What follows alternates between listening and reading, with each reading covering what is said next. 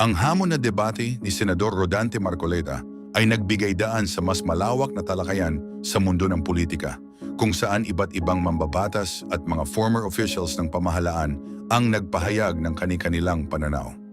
Ang simpleng paanyaya para sa isang pampublikong palitan ng ideya ay nauwi sa mas malalim na usapan tungkol sa pambansang interes at ugnayang panlabas ng bansa. Nag-alok ang Philippine Bar Association na pangunahan at isaayos ang isang public debate sa pagitan ni Marcoleta at Franz Castro. Ayon sa grupo ng mga abogado, handa silang magbigay ng fair at neutral na lugar kung saan maipapaliwanag ng magkabilang panig ang kanilang posisyon sa harap ng publiko. Para sa kanila, mahalaga ang open na talakayan sa isang democracy, lalo na kung ang pinag-uusapan ay may kinalaman sa soberanya at kinabukasan ng bansa. Nauna nang nagpahayag si Marcoleta na open siyang humarap sa kanyang mga kritiko sa isang formal na debate. Tugon naman ni Castro, handa rin siyang makilahok at ipaliwanag ang kanyang panig dahil nararapat lamang umano na marinig ng taumbayan ang malinaw na sagot tungkol sa isyu ng West Philippine Sea. Para sa kanya, mahalagang maging malinaw ang mga pahayag at tindig ng mga opisyal ng pamahalaan sa ganitong sensitibong usapin. Nadagdagan pa ang diskusyon nang magsalita ang former senator na si Leila de Lima. Sinabi niya na may mga pahayag na tila mas nagbibigay halaga sa interes ng China kaysa sa kapakanan ng Pilipinas. Ayon kay de Lima, tungkulin ng bawat lingkod bayan na tiyaking ang kanilang mga paninindigan ay nakatuon sa pagprotekta sa dignidad at karapatan ng bansa. Iginiit din niya ang kahalagahan ng transparency at accountability sa pagharap sa mga usaping may kinalaman sa ugnayang internasyonal. Mas lalong umigting ang interes ng publiko nang tanggapin ni dating Supreme Court Senior Associate Justice Antonio Carpio ang hamon ni Marcoleta para sa isang debate na tututok sa West Philippine Sea. Kilala si Carpio sa kanyang matibay na paninindigan ukol sa maritime law at sa pagtatanggol sa mga karapatan ng bansa sa karagatan. Sinabi niya na handa siyang ilahad ang legal na batayan at mga makasaysayang tala kaugnay ng claim ng Pilipinas. Binigyang diin din niya na dapat igalang at ipagtanggol ang arbitrasyon ruling na pabor sa bansa sa pamamagitan ng mapayapa at makatarungang paraan. Sa mga oras na patuloy ang paghahanda para sa posibleng forum, marami ang umaasa na ang magiging palitan ng ideya ay magsisilbing pagkakataon upang mas maunawaan ng publiko ang masalimuot na isyu. Para sa ilang tagamasid, ang pagharap ng isang kasalukuyang senador at isang retiradong mahistrado na may malawak na kaalaman sa maritime law ay maaaring maging isang makabuluhang talakayan na magbibigay linaw sa mga mamamayan. Iniulat ng iba't ibang news outlet ang mabilis na pag-unlad ng usapin na nagpakita ng tumitinding interes ng publiko sa magiging resulta ng hamon na debate. Marami ang nananawagan na panatilihing maayos, profesional at nakatuon sa mga datos at legal na batayan ang magiging talakayan. Anyway, mga kapupong, para sa maraming Pilipino, ang pinakamahalagang tanong ay kung paano mapangangalagaan ng mga leader ang pambansang interes kasabay ng pagpapanatili ng maayos na relasyon sa ibang bansa. Magaganap man o hindi ang debate, malinaw na napukaw nito ang pansin ng publiko at nagbigay diin sa kahalagahan ng matalinong pag-uusap at responsableng pamumuno. Posible nga bang binago ni Atong ang kanyang identity sa pamamagitan ng pagbabago ng kanyang mukha upang hindi mahanap ng mga otoridad? May ilan ding nagtatanong, posible ba ng isang mayamang tao na basta na lamang mawala at magsimula ng panibagong buhay sa ibang lugar sa pamamagitan ng pagbabago ng kanyang mukha? Ang ganitong mga tanong ang patuloy na umiikot ngayon sa isipan ng publiko sa mga oras na patuloy na sinusundan ng pamahalaan ang mga ulat at impormasyon tungkol sa kanyang kinaroroonan. Ang kaso ay patuloy na umaani ng pansin habang sinisikap ng mga autoridad na makuha ang buong katotohanan at panagutin ang mga may kinalaman. Kinumpirma ni Interior and Local Government Secretary John Vic Remulla na kasalukuyang bineberipika ng pamahalaan ang mga impormasyong nagsasabing posibleng nasa Cambodia o Thailand si Atong Ang impormasyon ay nagmula sa isang pangunahing saksi na si Julie Dondon Patidongan na nagsabi na maaaring umalis ng bansa si sa pamamagitan ng mga hindi opisyal na ruta at may mga koneksyon sa labas ng Pilipinas. Ayon kay Remulla, ang impormasyong ito ay sinusuri pa at hindi pa itinuturing na kumpirmado. Ipinaliwanag ng kalihim na wala pang record mula sa Bureau of Immigration na nagpapakita na umalis si gamit ang mga regular na daanan palabas ng bansa. Dahil dito, may hinala ang ilang opisyal na kung siya man ay nakaalis, maaaring gumamit siya ng alternatibong paraan. Patuloy ang pakikipag-ugnayan ng pamahalaan sa iba't ibang ahensya upang matukoy kung nasaan talaga ang nasabing personalidad. Pero mga kapupong iginiit ng Malacanang na hindi hahayaan ng administrasyon na makaiwas sa pananagutan ang sinumang sangkot sa usapin. Sinabi ng Malacanang na malinaw ang direksyon ng pamahalaan. Ipagpapatuloy ang lahat ng aksyon upang masiguro na may mananagot. Binigyang diin niya na kahit pa makapangyarihan o mayaman ng isang individual, hindi ito magiging hadlang sa pagpapatupad ng batas. Si Atong Ang ay inuugnay sa isang kilalang kaso na may kinalaman sa pagkawala ng ilang individual na konektado sa mga aktibidad ng sabong. Sa ngayon, siya na lamang ang itinuturing na hindi pa nahaharap sa mga autoridad mula sa listahan ng mga taong may umiiral na warrant. Dahil dito, nag-alok ang pamahalaan ng gantimpalang 10 milyong piso para sa impormasyong magre-resulta sa kanyang pagkakatagpo. May mga pahiwatig din na maaring madagdagan pa ang halagang ito upang mahikayat ang mas maraming mapagkakatiwalaang impormasyon.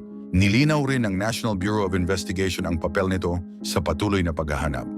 Sinabi ni Acting Justice Secretary Frederick Vida na hindi totoo ang mga ulat na hindi umano sila kasama sa operasyon. Ayon sa kanya, aktibong nakikilahok ang ahensya at patuloy na nakikipag-ugnayan sa iba pang law enforcement bodies upang subaybayan ang mga bagong impormasyon.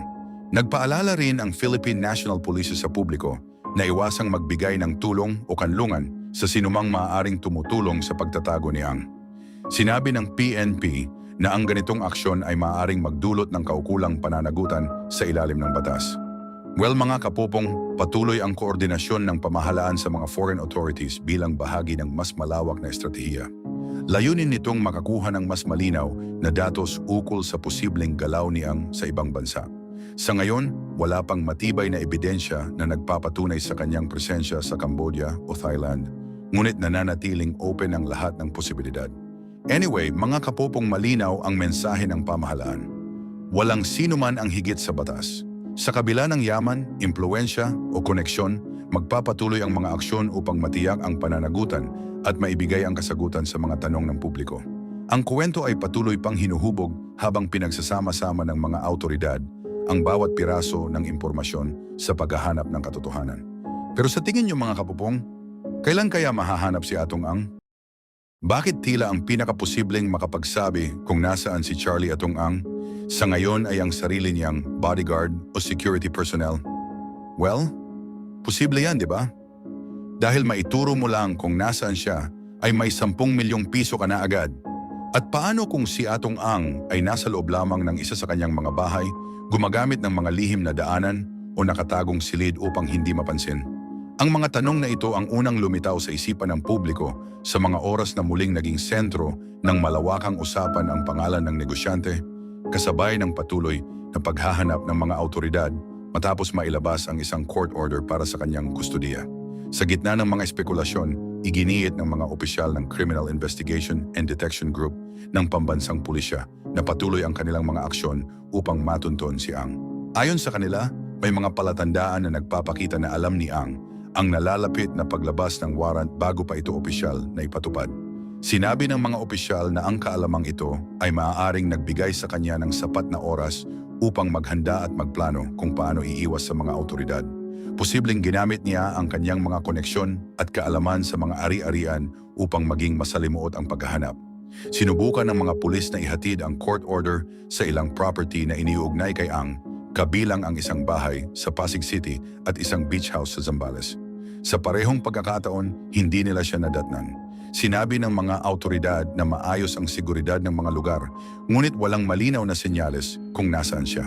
Sa kabila ng mga haka-haka, paulit-ulit na nilinaw ng pulisya na wala silang kumpirmadong impormasyon na umalis na ng bansa si Ang.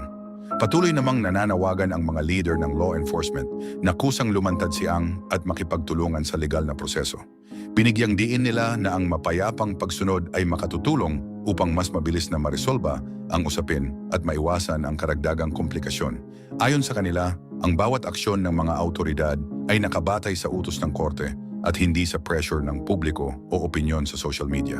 Lalong umigting ang interes ng publiko matapos magsalita si Julie Dondon Patidongan. isang mahalagang testigo sa kaso ng pagkawala ng ilang sabongero. Sinabi ni Patidongan na maaring may tulong na natatanggap siyang mula sa mga dayuhan, na posibleng dahilan kung bakit nananatili siyang hindi nakikita. Iminungkahi rin niya na maaring nagtatago siyang sa mga liblib na lugar o sa loob ng mga pribadong ari-ariang may limitadong access. Gayunpaman, nilinaw ng mga autoridad na ang mga pahayag na ito ay patuloy pang sinusuri at hindi pa ganap na nabeberipika. Well, mga kapupong, mariing tinutulan ng legal team niyang ang court order.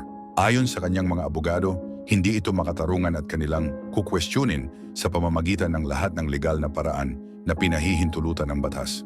Sinabi rin nila na ang ilang paratang ay nakabatay umano sa mga testimonya na may kinikilingan. Ipinunto ng kampo ni Ang na nananatili ang kanyang paninindigan na wala siyang nilabag na batas. Bilang bahagi ng mga patuloy na aksyon ng pamahalaan, kinumpirma ng mga autoridad na binawi ang mga firearm license na nakapangalan kay Ang. Ilan sa mga baril ay voluntaryong isinuko sa pulisya sa pamamagitan ng kanyang mga abogado. Ipinaliwanag ng mga opisyal na ito ay isang paraan upang mapanatili ang kaayusan at kaligtasan ng publiko sa mga oras na nagpapatuloy ang investigasyon. Nag-anunsyo rin ang Department of the Interior and Local Government ng pabuya para sa sinumang makapagbibigay ng impormasyong makatutulong sa pagtukoy sa kinaroroonan ni Ang. Bagamat may halo-halong reaksyon mula sa publiko, ipinagtanggol ng mga opisyal ang aksyon bilang karaniwang bahagi ng mga ganitong operasyon. Kinumpirma rin ng mga jail authority na handa ang mga pasilidad sakaling kusang lumantad o matagpuan si Ang. Sa mga oras na nagpapatuloy ang paghahanap, patuloy na pinaaalalahanan ng pulisya ang publiko na umasa lamang sa beripikadong impormasyon at iwasan ang pagpapakalat ng hindi kumpirmadong balita.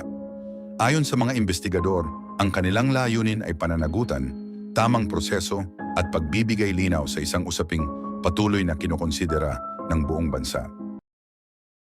Paano kung sa laki ng yaman ni Atong Ang, nagawa niyang umalis ng bansa gamit ang isang submarine? O paano kung gumamit siya ng private airplane o helicopter para makalabas ng hindi napapansin? Lalong naging usap-usapan ito dahil may mga kwento tungkol kay Chavit Singson, isa ring bilyonaryo na umano'y nagpagawa rin ng sarili niyang maliit na submarine. Kung nagawa ni Chavit yon, may mga nagtatanong kung posible rin bang magawa ito ni Atong Ang dahil pareho silang may kakayahang pinansyal o mga bilyonaryo.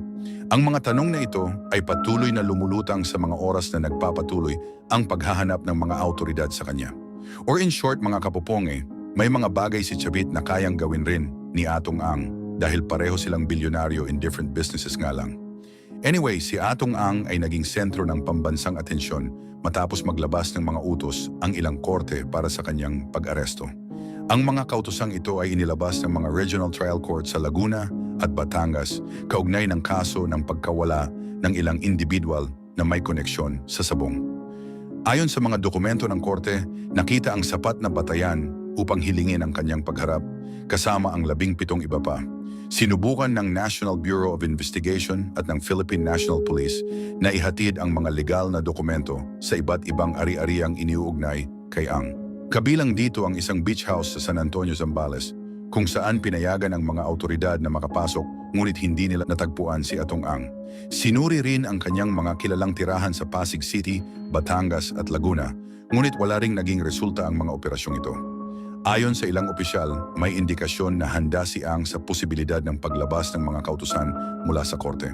Dahil sa lawak ng kanyang mga koneksyon at pag-aari sa iba't ibang lugar, naging masalimuot ang pagsubaybay sa kanyang kinaroroonan. Gayunman, patuloy ang koordinasyon ng iba't ibang ahensya upang mapalawak ang saklaw ng paghahanap. Sa kabila ng mga espekulasyon, iginiit ng mga opisyal ng pamahalaan na naniniwala silang nasa loob pa rin ng bansa si Ang.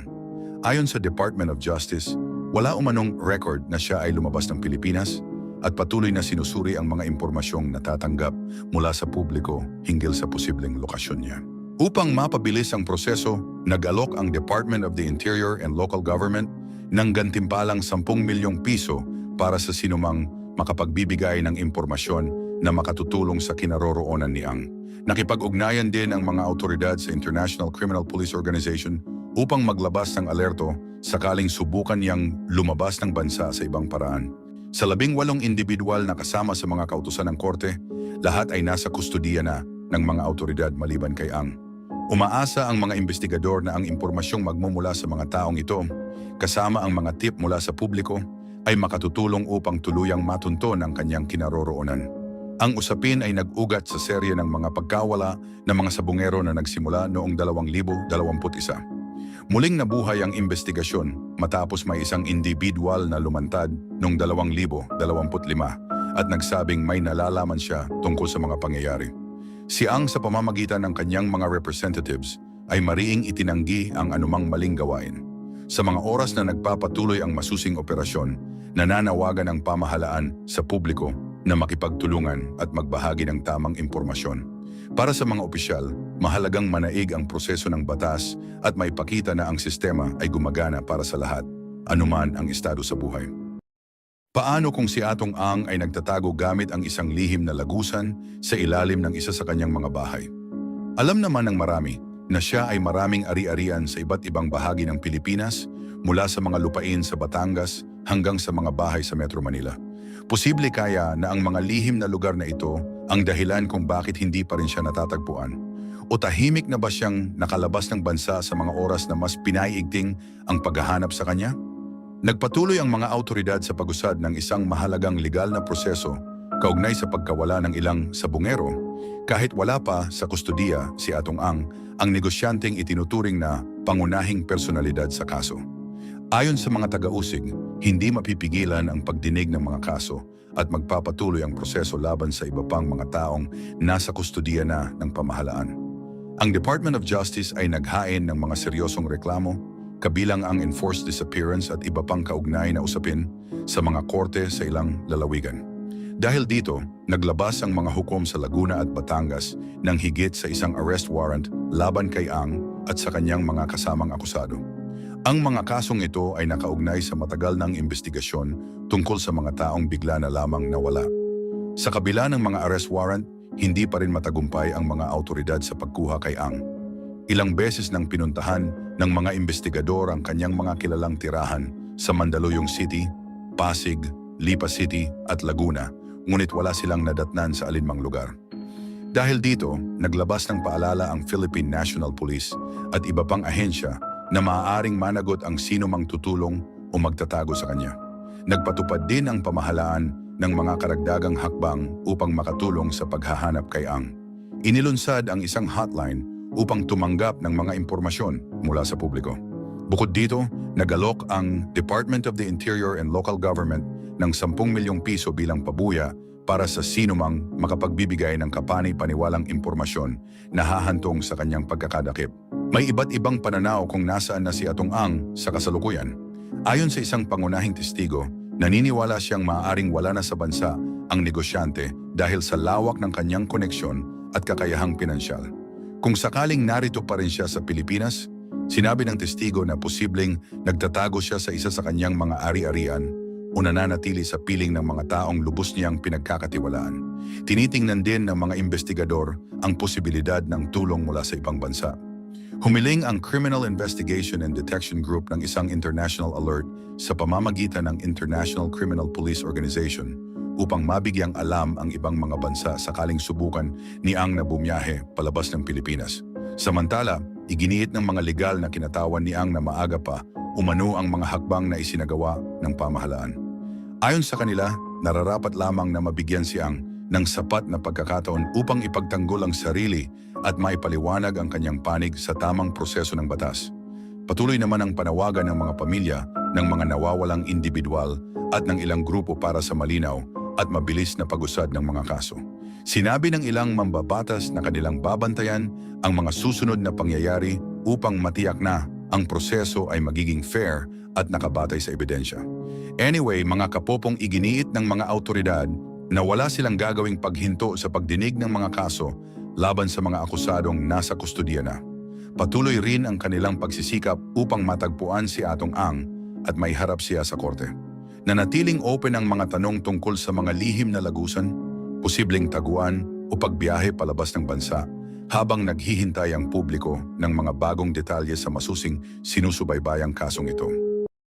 Marami ang nagtatanong, umalis na ba ng bansa si Charlie Atong Ang gamit ang pribadong eroplano o helicopter, isang bagay na kaya niyang gawin dahil sa kanyang yaman? Ayon sa mga awtoridad, mahigpit na minomonitor ang mga paliparan at iba pang exit points upang alamin ang posibilidad na ito. Gayunman, batay sa mga record at patuloy na pagsusuri, wala pang ebidensyang nagpapakitang umalis siya ng Pilipinas at pinaniniwalaang nasa loob pa rin siya ng bansa sa gitna ng patuloy na paghahanap ng mga tagapagpatupad ng batas. Si Atong Ang ay naging sentro ng isang malawakang manhunt matapos maglabas ng warrant ang isang korte sa Santa Cruz, Laguna laban sa kanya at 17 iba pa kaugnay ng pagkawala ng isang grupo ng mga sabongero. Well, ang mga akusasyon ay may kinalaman sa umano'y sa pilitang pagkuha sa kanila na mga kasong itinuturing na mabigat ng mga awtoridad. Sa ngayon, lahat ng 17 akusado maliban kay Ang ay nasa kustudiya na ng mga awtoridad. Kabilang sa mga ito ang ilang dating miyembro ng law enforcement at mga sibilyan. Sa kabila nito, nananatiling hindi pa rin nahahanap si Ang kahit pa pinaigting na ang operasyon para maihatid sa kanya ang kautusan ng korte. Sinuyod na ng mga pulis ang ilang ari-ariang iniuugnay sa kanya sa Pasig City, Mandaluyong, Laguna at Batangas, subalit wala pa rin siyang bakas sa mga lugar na ito. Naglabas ng paalala ang Philippine National Police sa publiko, lalo na sa pamilya, kaibigan at mga kakilala sa negosyo ni Ang na huwag magbigay ng kanlungan, tulong o maling impormasyon na maaaring makasagabal sa patuloy na operasyon. Sinabi ng acting PNP chief na ang sinumang mapapatunayang tumutulong kay Atong ay maaaring managot sa ilalim ng batas. Ayon sa mga opisyal, inaasahang maaaring gamitin ni Ang kanyang malawak na koneksyon at pinansyal na kakayahan upang umiwas sa awtoridad. Binigyang diin ng PNP na mas mainam umanong gamitin ang mga ito upang ihanda ang sarili para sa isang maayos na pagharap sa proseso ng korte. Nagbabala rin ang mga awtoridad laban sa pagpapakalat ng maling impormasyon na maaaring magpabagal o magligaw sa paghahanap. Upang mas mapalakas ang operasyon, pinalawak ng mga tracking at intelligence units ang pagbabantay sa mga backdoor exits sa iba't ibang bahagi ng bansa. Layunin nitong pigilan ang anumang tangkang pag-alis gamit ang hindi opisyal na mga ruta. Nakipag-ugnayan na rin ang mga awtoridad sa International Criminal Police Organization sakaling subukang tumawid ng hangganan si Ang nang walang pahintulot. Bilang insentibo sa mga makapagbibigay ng kapani-paniwalang impormasyon, inanunsyo ng Department of the Interior and Local Government ang 10 milyong pisong pabuya para sa mga tip na magre-resulta sa kanyang pagkakadakip. Tiniyak ng pamahalaan na poprotektahan ang pagkakakilanlan ng mga magbibigay ng impormasyon. Sa panig naman ng depensa, iginiit ng legal team ni Ang na may mga isyong legal sa pag-issue ng warrant. Ayon sa kanyang abogado, may mga proseso umanong hindi lubusang nasunod at may mga ebidensyang dapat pang masusing suriin. Plano nilang magbigay ng mga mosyon upang questionin ang kautusan at gamitin ang lahat ng legal na opsyon na pinahihintulutan ng batas. Sa mga oras na nagpapatuloy ang paghahanap, sinabi ng National Bureau of Investigation na mayroon silang mga lead ukol sa huling posibleng kinaroroonan ni Ang sa loob ng bansa. Ang mga impormasyong ito ay ginagamit sa koordinasyon ng lokal na pulisya upang matiyak na siya ay matagpuan at maiharap sa korte upang sagutin ang mga paratang na iniuugnay sa kanya. Isang regional trial court sa Santa Cruz, Laguna ang nagsagawa ng isang mahalagang aksyon sa isa sa mga pinakamasusing sinusubaybayang legal na usapin sa bansa matapos maglabas ng arrest order laban sa negosyanteng si Atong Ang at 17 iba pang individual. Ang kautusan ng korte ay may kaugnayan sa mga reklamong isinampa kaugnay ng matagal ng investigasyon sa pagkawala ng ilang mga mahilig sa sabong na sa loob ng maraming taon ay nanatiling walang malinaw na kasagutan. Ayon sa korte, ang mga paratang ay tumutukoy sa seryosong uri ng unlawful restraint at mga kaugnay na aksyon at malinaw na nakasaad sa dokumento na hindi pinapayagan ang pansamantalang kalayaan sa kasong ito. Ang arrest order ay inilabas matapos suriin ng korte ang mga record na inihain ng Department of Justice. Nanauna nang nagsabi na may sapat na batayan upang isulong ang formal na mga kaso. Napagpasyahan ng mga prosecutor na ang mga ebidensyang ibinigay, kabilang ang mga sinumpaang salaysay at mga magkakatugmang pahayag ay umabot sa kinakailangang pamantayan upang magpatuloy ang usapin sa korte. Ang mga kasong ito ay inihain sa mga hukuman sa Laguna at Batangas noong huling bahagi ng nakaraang taon matapos ang mahabang panahon ng pagsusuri ng mga opisyal ng hustisya. Ang pinagmulan ng usapin ay nag-ugat sa sunod-sunod na pagkawala na naitala mula 2021 hanggang 2022. Sa panahong iyon, dosi-dosenang mga individual na may kaugnayan sa aktibidad ng sabong ang iniulat na hindi na nakauwi matapos umalis para sa mga nakatakdang gawain sa iba't ibang lalawigan.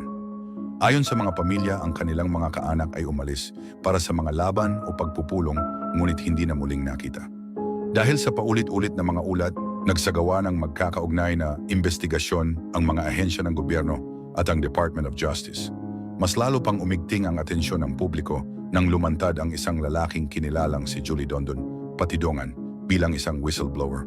Sa mga pahayag na ibinigay niya sa mga autoridad, inilarawan niya ang umano'y organisadong pagkilos sa likod ng mga pagkawala at tinukoy ang ilang individual na sinasabi niyang sangkot.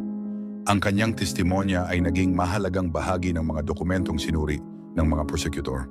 Bagamat iginiit ng mga opisyal na ang kanyang mga pahayag ay kailangang beripikahin, kinilala rin nila na ang kanyang kooperasyon ay nakatulong upang umusad ang investigasyon matapos ang mahabang panahon ng limitadong progreso. Si Atong Ang, na kilalang personalidad sa industriya ng sabong, ay paulit-ulit na itinanggi ang mga paratang. Sa pamamagitan ng mga pahayag sa publiko at ng kanyang mga abogado, iginiit niyang wala siyang kinalaman sa pagkawala ng mga sabongero. Inilarawan niya ang mga aligasyon bilang gawa-gawa lamang at iginiit na siya ay hindi makatarungang nadadamay.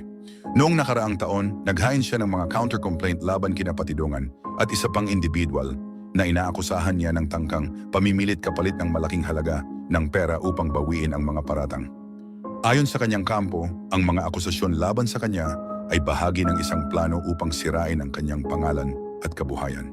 Sa kabila ng mga pagtanggi, sinabi ng mga prosecutor na ang kanilang resolusyon ay nakabatay sa mas malawak na pagsusuri ng ebidensya at hindi lamang sa iisang testimonya. Sa kanilang desisyon, sinabi nila na mayroong maraming pahayag at mga pangyayari na, sa kanilang pananaw, ay nagpapakita ng magkakaugnay na mga aksyon ng unlawful confinement na humantong sa hindi na maibabalik na pinsala sa mga nawawalang individual. Kasama sa mga isinampang kaso ang ilang bilang ng serious illegal detention at unlawful restraint na may mabibigat na resulta. Bukod kay Ang, kabilang sa mga inirereklamo ang ilang sibilyan at mga miyembro ng law enforcement na ayon sa mga autoridad ay nagpapakita ng masalimuot na ugnayan at hindi lamang hiwa-hiwalay na insidente. Ang Regional Trial Court, matapos suriin ang mga impormasyong iniharap, ay naglabas ng arrest order ng walang rekomendasyon para sa pansamantalang kalayaan. Ayon sa mga legal na eksperto, ang ganitong desisyon ay nagpapahiwatig ng pananaw ng korte sa bigat ng mga paratang at sa mga parusang kaakibat nito sa ilalim ng umiiral na mga batas. Nilinaw ng mga opisyal ng korte na ang paglalabas ng arrest order ay hindi nangangahulugan ng pagkakasala, kundi isang aksyon upang matiyak na haharap sa paglilitis ang mga inaakusahan. Sa mga oras na lumabas ang balita tungkol sa kautusan, nagkaroon ng kalituhan kung agad na naisakatuparan ang mga arrest order. Sinabi ng Department of Justice na sa panahong iyon, wala pa silang natatanggap na kumpirmasyon na naisagawa na ang mga kautusan. Ipinaliwanag nila na ang mga dokumento ng korte ay kailangan munang maipadala sa mga unit ng law enforcement na may tungkuling magsagawa ng mga ito, at ang proseso ay maaaring tumagal depende sa koordinasyon at lokasyon. Para sa mga pamilya ng nawawalang sabongero, ang aksyon ng korte ay nagdulot ng halo-halong damdamin ng ginhawa at panibagong pag-aalala. Marami sa kanila ang gumugol ng maraming taon sa paghahanap ng kasagutan, pagdalo sa mga pagdinig at pakikipag-ugnayan sa mga investigador sa pag-asang magkaroon ng linaw sa sinapit ng kanilang mga mahal sa buhay. Sinabi ng ilang kaanak na ang arrest order ay kanilang tinitingnan bilang senyales na ang sistema ng hustisya ay unti-unti nang tumutugon sa kanilang mga hinaing, kahit pabatid nilang mahaba pa ang tatahaking proseso. Nagbigay rin ng kanilang pananaw ang ilang grupo at mga tagamasid sa larangan ng batas. Ayon sa kanila, ipinapakita ng kasong ito ang mga hamon sa pagsasakdal ng mga kilalang personalidad at ng mga umano'y organisadong grupo. Binigyang diin nila ang kahalagahan ng due process, kapwa para sa mga naghahanap ng pananagutan at para sa mga inaakusahan na may karapatang ipagtanggol ang kanilang sarili. Idinagdag pa ng mga tagamasid na ang magiging resulta ng kasong ito ay maaaring magsilbing batayan sa kung paano hahawakan ang mga kahalintulad na investigasyon sa hinaharap.